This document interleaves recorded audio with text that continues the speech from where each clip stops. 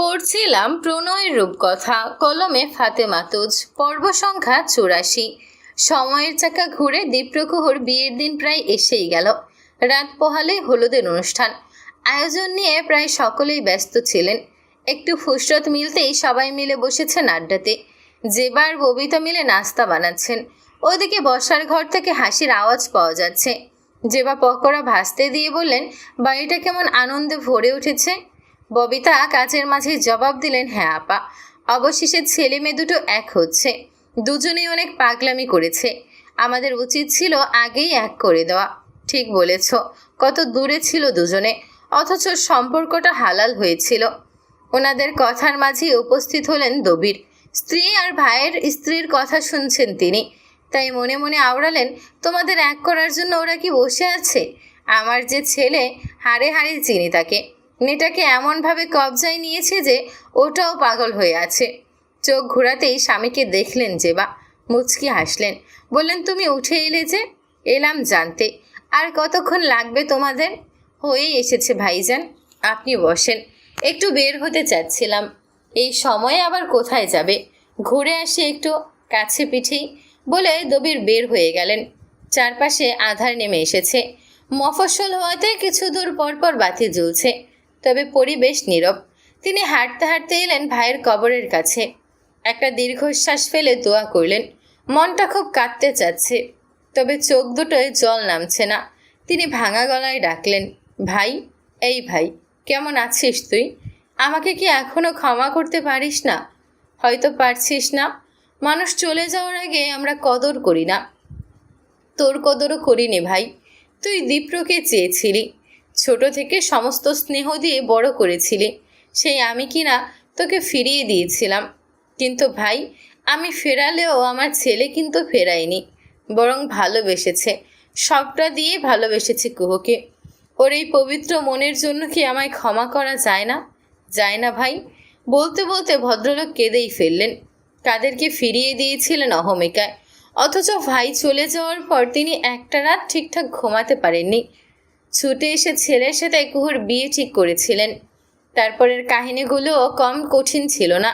সব মিলিয়ে দবির ভেতরে ভেতরে শেষ হয়ে যাচ্ছিলেন। সহসাই কাঁধে একটি হাতের ছোঁয়া পেলেন তিনি। একটু চমকে গেল, মুহূর্তে নিজেকে সামলে নিলেন, ঢোক গিললেন। ছেলের স্পর্শ চিনতে অসুবিধা হয়নি যে। আমাকে দয়া করে কোনো প্রশ্ন করো না দীপ্র, এটা রিকোয়েস্ট তোমার কাছে। দীপ্র সত্যিই কোনো প্রশ্ন করল না, বরং বলল, পরিবেশটা দেখো, হালকা বাতাস নেমে এসেছে। খানিক বাদে বৃষ্টি নামতে পারে। চা খাবে বাবা? দবিরের বুকটা কেমন করে ওঠে। তিনি ঢোক গিললেন। কান্না গিলে বললেন, বিল কি তুমি দেবে? হেসে ফেলে দীপ্র, বলে, কেন, পকেটে পয়সা নেই তোমার? দবির গম্ভীরভাবে বলেন, নেই। ঠিক আছে, বিলটা না হয় আমিই দেব। বিয়ের অনুষ্ঠান করতে চলেছি, বিয়ে করেছি তোমার ভাইজিকে, চাচা শ্বশুর হিসেবে না হয় ট্রিট নিলে। ছেলের এহেন জবাবে দবির একদম কথা হারালেন। কিছুটা মনও ভালো হলো। উল্টো ঘুরে বললেন, চলো, 2 কাপ চা খাওয়াবে। বাপ ছেলে সেই যে গেল, আর আসার নাম নেই। তাদের রেখেই পকোড়া খাওয়া হলো। কুহুটা বারবার বাহিরে তাকাচ্ছে, আড্ডায় মন নেই। ওর এহেন আচরণ দেখে কুঞ্জ বলল, কুহুপো, দেখি দাদা ভাইকে চোখে হারাচ্ছ। সকলের মাঝে ছোট্ট কুঞ্জর এহেন কথা বলে ফেলবে তাকেও বোঝেইনি। ও বড় বড় চোখে তাকালো। রাত্রি বলল, দেখছিস কুঞ্জ কি পাকা হয়ে গেছে? সব বুঝে। খুব একটু লজ্জা লজ্জা লাগছে। দাদিজান বললেন, এটা তো কিছুই না। আমি তোদের দাদা নানা ভাইকে কত যে চোখে হারাতাম, সেই গল্পের কাছে দীপ্রকুহুর গল্প কিছুই না।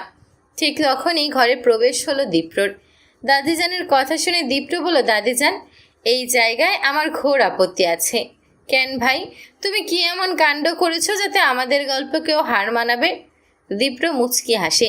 দাদিজানের পাশে বসে ফিসফিস করে বলে, ধরো, তোমার নাতনি প্রেগনেন্ট করে বসে আছি, এটা শুনলে তোমার কেমন লাগবে? এ কথায় দাদিজান চোখ বড় করে ফেললেন। পাশে থাকা কুহু হাবলের মতো চেয়ে।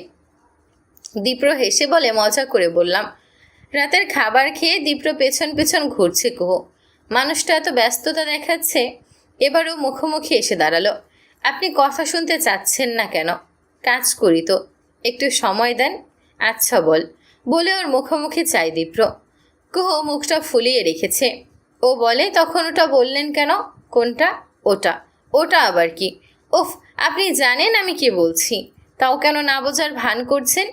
খুব বিরক্ত হয়েই বলল কুহু। দীপ্র মৃদু হাসল, হাত বাড়িয়ে ওর কপালের কাছের কিছু চুল টেনে ধরল। আঙুলে পেঁচাতে পেঁচাতে বলল, মজা করি বলছি তো, তবে চাইলে খুব দ্রুত। কুহুর বুকটি কেমন করে উঠল, ওর ওঠানো চোখ নেমে এলো। দীপ্র হেসে বলল, বাবু চাই। এত লজ্জা লাগছে মেয়েটির। দীপ্র আরেকটু ঘনিষ্ঠ হয়, ফিসফিসিয়ে বলে, কিছুদিন ধরেই আমার মনটা কেমন করছে জান। আমার বাচ্চার মা হবি তুই?